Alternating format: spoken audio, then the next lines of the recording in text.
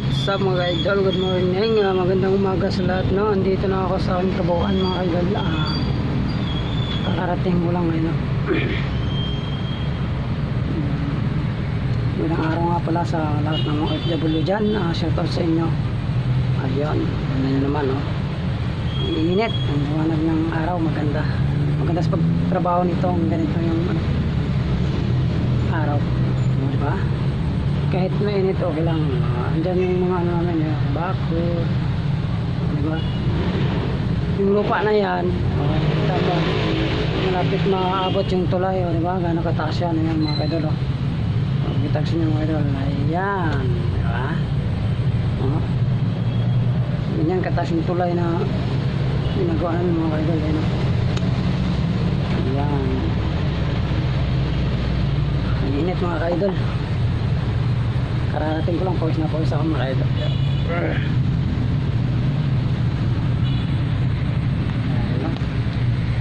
Pawis na pawis mga idol. Babike na kasi ako mga idol, kaya naghihirap. Yung bisikleta akong ginagamit, sira na talaga, hindi na harapan ako magpadyak, sira na yung gulong. Sana matulungan nyo ako sa YouTube channel ko mga idol.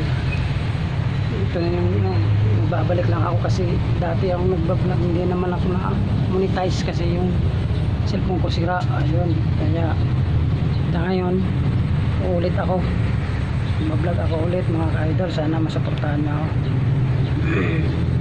Wala akong editor, wala akong content creator, ako lang at saka yung Panginoon, siya na yung maggabay sa akin kung ano yung dapat kong i-content.